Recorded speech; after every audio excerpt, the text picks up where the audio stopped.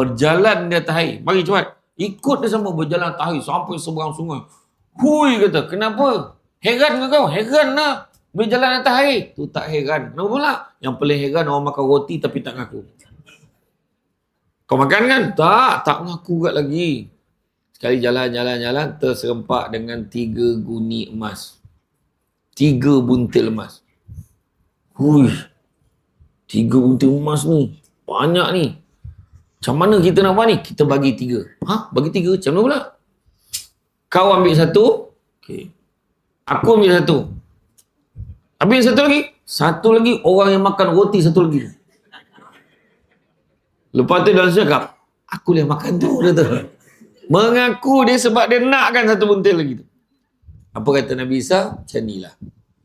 Dengan membawa emas ni akan melambatkan perjalanan aku nak bermusafir ni. Kalau kau nak ambil, kau ambil lah. Kalau kau nak ikut aku, kita tinggalkan emas ni. Oh, aku nak emas ni. Maka gagallah dia. Janjinya tadi nak susah sama-sama, senang sama-sama. Nabi Isa teruskan perjalanan dan perjalanan Nabi Isa terserempak berselisih dengan 2 orang penyamun berkuda. Yang penyamun berkuda memang tuju dekat 3 guni emas. Tadi tak sempat dia berunding dengan orang tu nak berunding dengan penyamun ni semua. Ditetaknya pakai pedang, mati. Yang sahabat dia tadi. Yang 2 orang dia tadi terus bincang. Macam mana kita nak bawa ni? Ni kena tenaga ni. Tak apa. Aku cari makanan, kau jaga dulu. Tunggu sampai aku sampai. Kita kumpul tenaga dulu. Yelah. Masa dia pergi, orang yang jaga guni emas ni terfikir, ini kalau aku sapu semua ni, untung aku ni. Dia pun menyorok dekat balik pokok. Lalu Nabi yang sahabat ni tadi, sahabat penyamun ni tadi lalu, maka daripada belakang dia tikamnya, jatuh pada kuda, mati. Lepas tu berteraburlah roti yang dia bawa daripada pekan tadi. Jadi dia pun nak tenaga sebelum nak bawa guni emas ni, dia pun ambil lah roti tu, dia pun makan. Masalahnya, sahabat dia tadi dekat pekan tadi pun dah terfikir nak ambil 3 guni emas tu tadi. Macam mana aku nak buat? Maka dia dah racun siap roti tu. Jadi bila dia makan, mati. Bergelimpanganlah 3 mayat kat sana. 1 mayat sahabat Nabi Isa tadi, yang kedua penyamun tu tadi. Nabi Isa AS datang, pergi kepada mereka bertiga dan dia tanya pada mayat ni semua, dia tanya, adakah kamu bahagia? Itulah. Susah sama-sama, senang sama-sama. Taman ni dah berapa lama dah? Berpuluh tahun dah duduk kat sini. Dan sama-samalah kita pertahankan keamanan dan kemakmuran dekat dalam kawasan ni. Tu yang pertama, saya kata tadi, ithar, mengutamakan kepentingan orang lain melebihi kepentingan diri sendiri. Yang kedua, standard yang kedua yang rendah daripada yang pertama tu, iaitu salamatu sadri, berlapang dada. Itu paling ringan. Masalahnya, jangan kata dengan jiran, jangan kata dengan sahabat, dengan adik-beradik sendiri pun tak dapat berlapang dada. Gaduh pasal harta pusaka, gaduh pasal motosikal ayah, kenapa pula dia yang ambil kan? Kenapa macam ni? Kenapa mak bagi tanah tu dekat dia? Sedangkan orang tua tu dah fikir dah, anak dah ramai-ramai anak, ni lah anak yang takkan jual tanah ni tu sebab dia bagi supaya bila dapat kumpul adik-beradik. Yang lain dia tak percaya langsung. Contoh kan? Jadi dia buatlah macam tu. Jadi bab adik-beradik ni memang payah. Saya pernah handle satu kes tu, macam mana ada satu rancangan ni, kisah benar. Satu rancangan, ada satu tanah ni, tanah tu tanah lereng, tanah pinggir, semak samun. Jadi adik-beradik semua tak nak mengusahakan tanah tu. Jadi dia kata, dia minta izin dengan mak, boleh tak bagi saya yang usahakan tanah ni. Adik-beradik yang lain, kau nak usahakan, kau usahakanlah. Jadi bila dah setuju, dia pun buatlah tukar hak milik tanah tu, tanah yang terbiar tadi, daripada nama mak dia, semua setuju, letaklah nama adik dia ni. Adik dia pula dah dapat tanah tu, dia ratakan tanah tu daripada lereng tadi, ratakan, dan kemudian buat JV, Joint Venture Agreement, dengan satu pemaju, bangunkan rumah kedai, dapatlah 4 pintu. Dapat 4 pintu, pulangan untuk dia yang tadi dijual tanah tu dengan apa tu tadi, dapatlah dalam 1 juta lebih. 1 juta lebih. Lepas tu, isunya dia pun bagi-bagi. Adalah yang dia bagi pada adik-beradik. Walaupun adik-beradik ni tak minta apa, dia bagi seorang 20,000. Yang seorang ni 25. Yang seorang ni 15 je. Yang seorang 30. Yang seorang dapat 28. Apa soalan nak tanya? Kenapa tak sama kan? Itu soalan yang saya tanya. Kenapa tak sama? Sebab saya tolak hutang dia orang siap-siap tu. Rupanya sebelum daripada bagi ni, mereka dah memang dah satu pinjam duit dengan dia, dia nak pinjam. Jadi dia tolak siap-siap dan dapatlah bagi. Dan kemudian, semua okey masa dapat duit tu. Cuma, bila syaitan datang membisikkan kepada salah seorang daripada adik-beradik ni, sepatutnya dia kena bagi sama rata. Bukannya dia ambil dia seorang lebih, kita ni dapat sikit. Dia cakap macam tu. Jadi, dia 6 ke 7 beradik ni, selain daripada dia, yang lain tu semua bergabung memfailkan tuntutan di mahkamah. Minta adik ni bagikan sama rata. Padahal dulu semua tak nak tanah tu. Bila dah diusahakan, dapat hasil, dah mula tak puas hati. Orang Melayu kan macam tu. Saya tengok drama. Sabtu malam Jumaat. Sabtu malam Ahad. Jadi macam tu lah. Sabtu malam Ahad tengok macam mana drama kan. Itu je lah drama Melayu ni, tak ada kerja lain lah. Megah Holding kan. Macam tu kan. Cerita pasal berebut harta kan. Malam raya meninggal. Macam tu. Jadi 6 beradik, 7 beradik tu tadi memfailkan kes mahkamah tuntut hak dia. Jadi akhirnya setelah 2 tahun tu naik mahkamah memutuskan. Dia kata kalau ikut sistem mirror principle dekat Malaysia ni, yang ikut torrent system Australia ni, maknanya apa yang appear tu memang tu hak dia dan benda tu dah jadi hak dia, maka bila jadi hak dia, kalau dia tak nak bagi pun boleh. So, keputusan hakim, dia nak bagi untung. Tu ayat saya pemudahkan lah, ikutkan hukum hakiman dia taklah macam tu. Dia nak bagi untung. Akhirnya permohonan 6 beradik tadi, 7 beradik tadi ditolak dengan kos, tetapi nampak dah selesai di mahkamah, tapi sampai ke hari ni hubungan adik-beradik tak baik.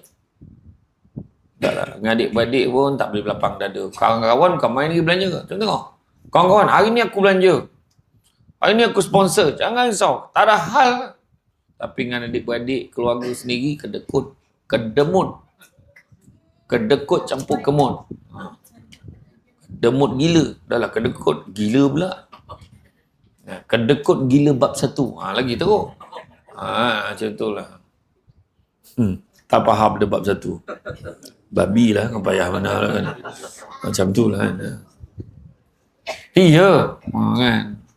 Susah sangat nak lapang dah dengan adik-beradik. Salamatu sadri, saudara mara. Dengan jinjiran pun kadang, berkira betul. Tetapi ingat saya sebut tadi, kan Nabi sebut, tidak beriman, tak beriman, barang siapa menyebabkan tetangganya tidak merasa aman dengan kejahatannya. Tetapi Imam Al-Ghazali menitipkan bahawa salah satu daripada adab berjiran adalah bersabar dengan kerenah jiran. Sebab bukan semua jiran macam kita. Kita mungkin dah biasa dekat kampung kita pada kecil kita bercampur dengan orang. Dia mungkin dah biasa. Tapi ada orang memang tak biasa. Daripada kecil duduk dalam hutan. Mungkin ayah dulu kerja forest. Mungkin ayah kerja kat zoo negara dulu. Kawan dia baru kuda bolang kawan dia. Macam mana kan? Jadi dia dengan orang bukan salah dia. Dia tak biasa. Jadi kita ni lah yang cuba tarik dia. Barang siapa yang menghubungkan, nescaya aku menghubungkan dengannya. Dan barang siapa yang memutuskan, nescaya aku akan memutuskan dengannya. Silaturahim. Adalah seorang AJK surau ni masak-masak kan. Nak sambut Samsul Debat datang. Masak ramai-ramai. Mihun masak. Tahu panggil Samsul Debat bukan takkan mihun. Tengok kambing tu ialah, tapi main course dia. Kau memang mihun. Saya malas bila cakap tu makbul tu, yang malas cakap tu. Kan, tak apalah kan. Redha, syukur kan. Yang seorang ni dia masak mihun, malam tu dah habis majlis, buku-buku bungkus dia tak dapat. Dia punya kecil hati. Tak lah kau. Aku tak nak tolong lagi dah. Dia pun balik. Tak datang surau. Seminggu datang surau. AJK surau ni bincang. Macam mana yang dengar yang apa tu dia merajuk sangat. Dia dah lah teruk masak. Tapi untuk dia tak ada. Akan ada AJK yang bersuara. Nak jaga hati dia. Banyak lah. Benda tu kita dah masak. Ikhlas lah bagi kau orang. Dah kau tak dapat. Buat macam mana? Yang marah ni, dia 2 bungkus. Balik. Kan? Sama ni kan. Jadi itu yang biasa berlaku. Tapi kalau orang yang memikirkan keimanan dia nak jaga satu rahim ni. Kan? Yang pun tu dah seminggu tak datang. Tak apa macam ni. Apa kata kita ziarah dia. Kita ziarah dia. Kita anggaplah dia mungkin ada masalah. Mungkin dia sihat. Mungkin dia tak sihat sangat. Mudah-mudahan kita pujuk dia datang surau balik. Itu cara dia. Assalamualaikum. Salam. Kenapa semua datang? Tak ada. Dengar-dengar kau tak sihat. Tu yang kita orang datang. Bersama-sama dengan ini, kami bawa juga satu temus ni mihun. Yang seorang bawa cerik, dah siap bancuh dah, tarik tu. Assalamualaikum. Ya Allah, masuklah. Ya Allah, susah. Tak adalah. Kita orang tak boleh. Kita orang risau dengan kau sakit, apa semua takut. Tak ada apa-apa, okey. Kalau macam tu nanti tak suruh balik ya. Kita orang semua, bak kata orang Shah Alam Section 10 tu, concern. Macam tu, macam tu lah kan. Bawalah dia. Datanglah balik ke surau. Macam tu sepatutnya. Ini makin jauh. Macam tu. Kan? Betul. Tak salah kira salah siapa. Kan? Dalam dunia ni, 2 perkara yang paling mulia di sisi Allah tapi susah nak buat. Minta maaf dan memaafkan. Minta maaf, pahala. Aku imam, dia makmum. Pahala aku minta maafkan dia. Dia lah minta maaf dengan aku. Wah, dia dah perasan jadi imam dengan dia maksum. Lagi satu lagi, aku bapak saudara dia nak buah. Apa salah bapak saudara pula minta maaf dengan abah? Kau cerita dengan aku? Wah, ayat kan. Lagi satu lagi apa? Aku bos dia nak buah. Satu hal tak?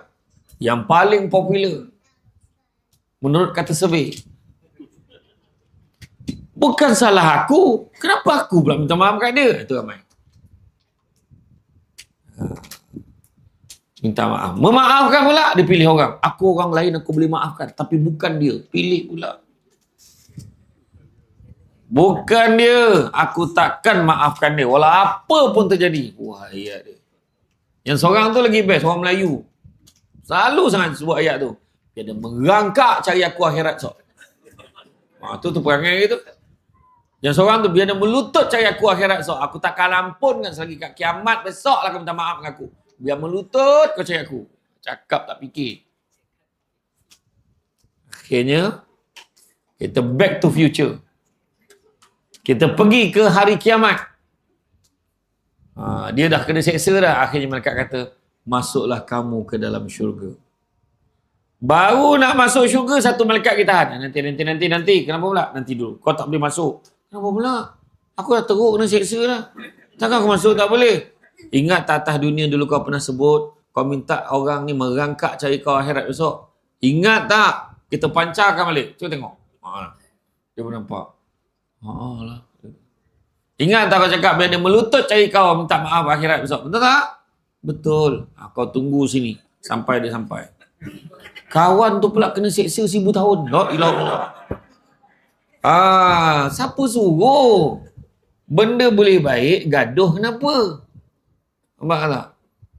Dia ada satu syarat minta maaf dan memaafkan. Dia ada satu syarat. Apa syarat dia? Syaratnya adalah tak ada syarat. Tu syarat. Percaya cakap saya, kebanyakan orang bila nak minta maaf, memaafkan, dia letak syarat. Dan kalau ikut persyarat tu tetap tak baik. Percaya cakap saya. Kau hutang aku 10,000. Kau nak baik dengan aku, kau bayar dulu. Baru boleh baik. Percayalah. Tak baik juga walaupun dia bayar. Jangan sama sekali letak syarat. Aku minta maaf ya. Samalah aku pun minta maaf sangat. Aku minta maaf sangat. Tentang hutang aku tu yang kau tak bayar lagi tu. Aku harap kau ada duit esok kau bayarlah. Kau bayar. Kalau kau tak dapat bayar, katalah aku meninggal. Aku pergi dulu. Kau selesaikanlah dekat waris-waris aku. Dan kalau dalam masa tu pun kau tak boleh bayar, nak buat macam mana? Aku halalkanlah.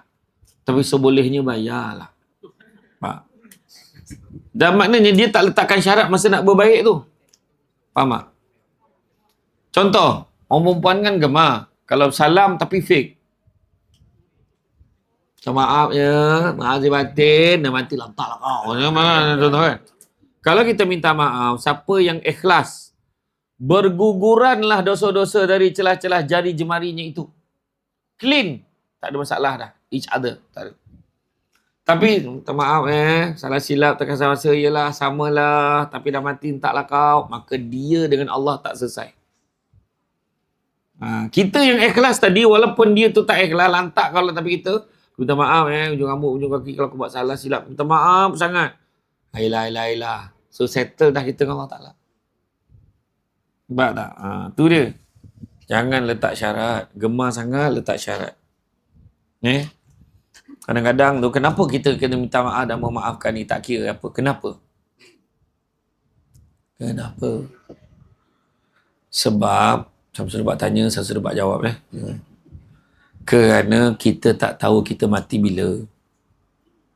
Berapa banyak dah dekat dalam taman ni ada kes. Dengar si haji apa tu dah nazak dah. Ya ke? Ya Allah, aku nak pergi tengok lah petang ni. Lepas asar aku pergi tengok lah. Tiba-tiba sampai kat rumah, ngam-ngam asar, ada live badminton. Wang PT dengan Artina. Kan yang Cina dengan India apa tu kan. Tak jadi kau John tengok perempuan tu smash. Ui. Isteri pun tanya, bang jadi tak bang nak pergi ziarah? Abang kata, besok je lah. Malam tu meninggal. Bila meninggal dia apa ya dia? Baru nak tengok. Bunda, kau boleh tengok, kau tengok badminton. Nampak tak? Kalau contoh, kita salam. Minta maaf buat salah silap, yelah samalah. Saya pun sama minta maaf. Kita salam. Dan kita minta maaf ni. Tetapi dalam hati salah seorang ada yang tak memaafkan. Misalnya, akhirat nanti silaturahim tu sendiri akan bersuara. Siapa yang tak nak baik sebenarnya? Dia ni dahulu tangan dia betul nak baik. Yang dia ni memang dalam hati dia tak nak baik. Tak selesai. Dalam satu hadis Nabi sebut, tidak ada dosa yang lebih berhak Allah segerakan seksanya di atas dunia dan simpan seksanya di akhirat. Saya ulang balik. Sebab kebanyakan kita ni masa zaman Nabi dulu ada seorang, nama dia Abu Hurairah. Abu Hurairah ni kalau Nabi sebut dia terus ingat. Jadi dia tak catat. Jadi kebanyakan kita ni bersedara dengan Abu Hurairah. Sebab tentu kan. Atau saya ulang balik tu. Nabi sebut tidak ada dosa yang lebih berhak Allah segerakan seksanya di atas dunia dan simpan seksanya di akhirat. Kat dunia kena, akhirat pun kena. Dosa apa? Pertama, dosa menerhaka kepada kedua ibu bapa, dan yang keduanya dosa memutuskan silaturahim. Jangan main-main. Hati-hatilah. Jaga. Dalam hubungan kita ni, jiran kejiranan ni, yang pertama, tidak menyakiti jiran dan memelihara keamanan dengan jiran. Buat kenduri nak pasang kemah, tak adalah besar sangat, 13 kemah. Macam tu lah. Gila betul ni, sulung menantu. Dengan terpasangnya 13 tu, 7-8 rumah kena blok dengan kemah tu. Jadi yang baik pergilah jumpa. Maaf tau, tak, saya nak kenduri hari Sabtu ni, tapi mungkin akan pasang kemah sampai depan rumah abang ni. Oh ya ke? Pukul berapa nak pasang? Itulah jangkanya pagi, boleh tak petang? Sebab saya pagi tu saya memang ada hal. Saya nak kena keluar, nanti susah nak keluar masuk. Kalau petang tu tak apalah. InsyaAllah nanti kita cubalah. Macam tu kan elok macam tu. Basuh motor, basuh kereta, taman perumahan tu lereng, air basuh pergi majikan sebelah. Tu dah. Banyak isu kejiranan ni. Saya dulu masa kerja tu, saya jadi pengarah undang-undang. I'm a legal advisor previously, you know. Nampak kampung ni. Rumah teres 1 tingkat. Jiran kiri kanan renovate rumah 2 tingkat.